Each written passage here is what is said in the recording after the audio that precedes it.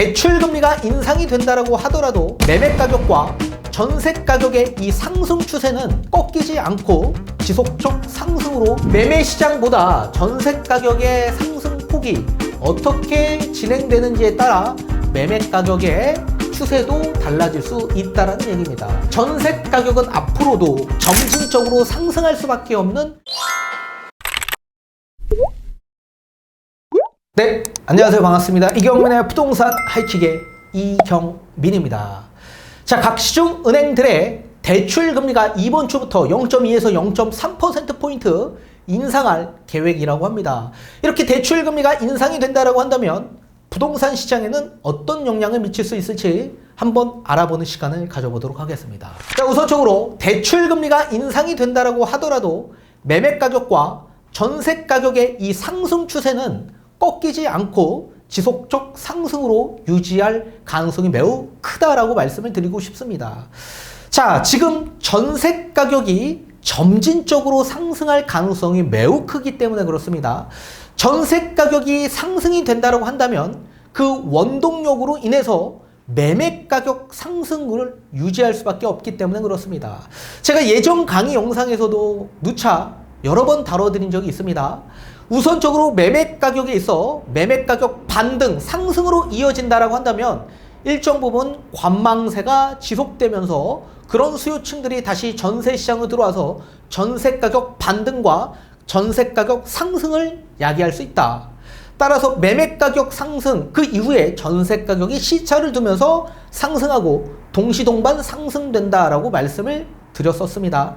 그리고 전세 가격이 상승되면서 눌려있는 이 매매 가격에 전세가율이 조금씩 좁혀진다면 또 외지인들의 투자 수요층들이 유입돼서 또다시 매매 가격이 재차 상승될 수 있다. 그렇기 때문에 전세 가격이 판도가 중요한 겁니다. 매매 시장보다 전세 가격의 상승폭이 어떻게 진행되는지에 따라 매매 가격의 추세도 달라질 수 있다는 얘기입니다. 그렇기 때문에 지금 전세 시장이 앞으로 어떻게 변화될 수 있는지 한번 그 원인에 대해서 알아보는 시간을 가져보도록 하겠습니다. 자, 지금 대출금리가 우선 상승이 될 수밖에 없는 그 원인에 대해서 제가 며칠 전 강의 영상에서 다뤄드렸었습니다. 자, 대출금리의 기준점이라고 할 수 있는 미국 10년물 장기 채권 수익률이 16년 만에 최고치로 상승이 되었기 때문에 시장금리가 인상이 될 거고, 시장금리가 인상이 된다면 주택담보대출 금리, 전세자금 대출에 대한 금리도 앞으로 상승될 거다. 그렇게 말씀을 드렸었죠. 이렇게 금융시장의 변동성 장세에 따른 민감도는 자본시장과 부동산 시장에 느끼는 체감이 완벽히 다르게 적용됩니다. 자, 지금 뉴스 매스컴에서 나오고 있는 이 금융시장의 변동성에 대한 매스컴 기사들은 부동산 시장이 아닌 자본시장에 대입되는 기사거리들입니다. 자, 이 자본시장에 큰 유입되는 목적은 수익 때문에 그렇습니다. 수익 때문에. 따라서 국제정세 장세에 따라서 즉각적으로 매도 거래가 이루어지는 이 자본시장에는 굉장히 예민하게 대응하고 대처할 수밖에 없습니다. 만약에 국제정세가 조금이라도 나쁜 게 이슈가 나온다 또는 전망이 그렇다 그런 발언만 있다라고 하더라도 자본시장에 있어 자본가격은 떨어질 수밖에 없습니다. 매도세가 클릭 한 건 한 건만으로도 즉각 매도가 가능하기 때문에 그렇습니다. 그런 반면에 부동산 시장의 목적도 수익성도 있겠지만 가장 근본적인 목적은 주거이죠. 인간의 생활 3대 요소 중 가장 중요하다라는 의식 중에 주거 문제가 기본적 바탕이 되기 때문에 사실상 금리에 영향이 조금씩 있다라고 하더라도 주거 목적이 있다라고 한다면 이 시장의 민감도는 다르게 적용될 수밖에 없습니다. 그리고 자본시장에 따라 즉각 매도 거래가 이루어지는 이 시장과 달리 부동산 시장은 내가 매도하고 싶다라고 하더라도 당장 매도가 되는 게 아니죠. 굉장한 오랜 시간을 두면서 매도 계획을 세워야 되기 때문에 굉장히 후행해서 반응하는 시장이다라고 보셔야 됩니다. 따라서 즉각적으로 예민하게 그리고 대응하고 대처할 수밖에 없는 자본시장과 달리 이 부동산 시장에 있어서는 주거 목적이 우선적이기 때문에 주거의 안정성을 위한 목적에서는 부동산을 쉽게 매도하기가 어려운 게 사실입니다. 그리고 매도하고 싶다라고 하더라도 굉장히 오랜 시차를 두면서 매도할 수밖에 없죠. 그런 시장에 있어 또다시 금융시장이 또 좋아진다라고 한다면 또다시 심리적으로 바뀔 가능성이 있겠죠. 그래서 매도를 또 철회하는 그런 분들이 또 늘어날 수밖에 없다. 따라서 자본시장과 부동산 시장은 완벽히 분리하고 금융시장 변동성 장세에 우리가 대응을 해야만 한다. 그리고 전세가격 하락 거래가 지금도 지속적으로 유지되고 있는 상황입니다. 자, 지금의 전세가격 평균적으로 본다면 임대차 3법이 나오기 시작한 2020년 7월 30일 이전의 전세가격 또는 그 이후 8월 달 정도의 전세가격을 유지하고 있는 상황입니다. 아직도 임대차 3법 이전의 전세가격을 유지하고 있는 아파트들이 많기 때문에 그 정도의 전세가격이라고 한다면 하락 거래가 유지되고 있는 상황이다라고 보셔야 됩니다. 임대차 3법 이전의 전세가격은 정상적으로 물가 상승률 대비해서 상승한 수치였기 때문에 그렇습니다. 자, 그런데 지금 현재 물가가 급격하게 상승이 되었었죠. 2020년 이후부터 그 물가 상승을 대입해 본다면 임대차 3법의 요 시기의 전세 가격은 낮은 전세 시세를 유지하고 있다라고 보셔야 됩니다. 우리 2021년도에 전월 대비 물가 상승률의 합계가 약 3.7% 정도 상승한 수치가 나왔습니다. 그리고 작년 2022년도에는 5% 정도 상승한 수치가 나왔습니다.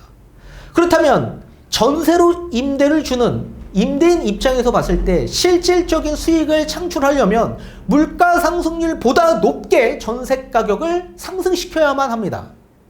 그런데 지금 임대차 3법이 나온 이후에 물가 상승률이 대입하지 않았고 물가 상승률 대입하지 않는 전세 가격을 지금 현재 거래되고 있는 상황에서 유지되고 있는 상황이기 때문에 이 금액대는 아직도 낮게 유지되고 있는 상황이다라고 보셔야 됩니다. 서울 아파트 전세 가격 상승률이 평균적으로 7% 정도 나오기 때문에 그렇습니다. 그게 전부 다 반영되지 않고 있다.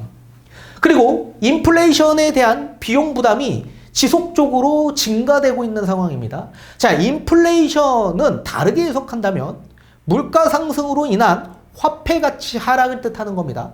화폐 가치가 하락한다면 명목 소득 대비 실질 소득은 하락한다라고 보셔야 됩니다. 자, 쉽게 예를 들면 월 소득 300만 원씩 임금이 발생되는 분이 있다라고 합니다. 근데 작년까지만 하더라도 생활비를 약 300만 원 가운데 한 200만 원 정도 활용을 했다라고 합니다. 근데 물가가 엄청나게 높아져서 올해 봤더니 화폐 가치가 하락해서 상품에 대한 가치가 높아졌기 때문에 생활비가 200만 원 들었던 작년의 생활비가 올해 약 250만 원 정도로 늘어났다라고 해봅시다. 그렇다면 월 소득 300만 원 발생됐던 면목 소득, 여기에 물가 상승을 대비해 봤더니 실질 소득은 작년에는 100만 원이었는데 올해는 50만 원밖에 되지 않은 겁니다. 물가가 그만큼 올라갔기 때문에 생활비 자체적으로 많이 올랐죠. 근데 소득은 똑같아요. 따라서 실질 소득은 하락되었고 실질 소득이 하락된 상황에서 비용이 계속 부담이 된다면 훨씬 더 압박이 심해질 수밖에 없습니다. 그런데 월세 같은 경우에는 전월세 전환율이 적용되는 상황이기 때문에 전월세 전환율이 2년 고정으로 적용이 됩니다. 지금 전월세 전환율을 보게 되면 5.5% 정도 기준하고 있는데 시장에서는 그보다 더 높게 유지되고 있습니다. 그런 반면에 전세 가격은 지금 현재 인터넷 뱅크 같은 경우에는 3% 후반 정도 나오지만 이게 금리가 인상이 되어서 4% 초반대까지 상승된다고 하더라도 전월세 전환율 대비해서 봤을 때는 전세로 가는 게 훨씬 더 유리하고 2년 동안 매달 5.5%의 월세로 납부하는 그런 방식보다는 전세 대출의 변동 금리는 계속 6개월마다 바뀌기 때문에 만약에 지금 금리가 높아졌다라고 하더라도 또 시장 금리가 내려간다면 또 전세 금리는 또다시 내려갈 수 있습니다.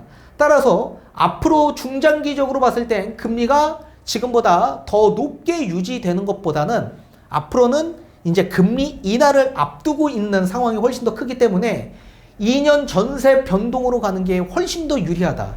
따라서 실질 소득은 하락한 상황에서 비싼 고정된 월세를 지출하는 것보다 변동하는 조금 더 저렴한 전세 대출로 이용하는 게 훨씬 더 유리한 상황이죠.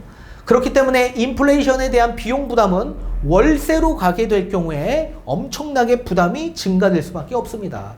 또 그뿐만 아니라 서울 아파트 입주 물량은 지속적으로 감소 중에 있는 상황입니다. 자, 전년 동기 대비 착공 물량과 인허가 물량이 약 50% 정도 감소가 되고 있는 수치이기 때문에 입주가 물량이 감소가 된다고 한다면 전월세 공급이 감소되는 상황이기 때문에 이렇게 전세 가격이 상승될 수밖에 없는 요인이 작용되는 겁니다. 또 아파트 청약시장에 있어서 서울 아파트 같은 경우에는 고분양가를 유지하고 있는 상황이기 때문에 분양가격이 비싸면 또 이런 분들은 3기 신도시나 또 공공 분양하는 이런 분양가 상한제 적용되는 아파트로 이동을 하면서 전세로 이동하는 수요가 더 급증할 가능성이 있습니다. 그래서 전세 가격이 고분양가로 인해서 상승될 요인이 다분히 존재한다. 또한 신생아 특례 주택담보대출과 전세자금 대출이 내년부터 시행이 됩니다. 전세자금 대출 같은 경우에는 연소득 7,500만 원 소득자다, 차주이다 라고 하게 될 경우에 약 1.1%에서 2.3%의 저리금리로 전세자금 대출을 받을 수 있습니다. 다만 전제 조건은 신생아 특례 전세자금 대출이기 때문에 대출 받은 시점에서부터 2년 이내에 자녀 출산 계획이 있는 분에게만 이런 혜택을 주는 겁니다. 그리고 수도권은 5억 원 이하, 지방은 4억 원 이하, 대출 한도는 3억 원까지 저리금리로 줄 수 있죠. 또 연소득이 높다라고 하더라도 연소득 1억 3천만 원 이하이다라고 하더라도 2.3에서 3% 정도의 저리금리로 전세자금 대출을 받을 수 있고 또한 주택담보대출도 마찬가지 비슷하게 저리금리로 받을 수 있게 되는 겁니다.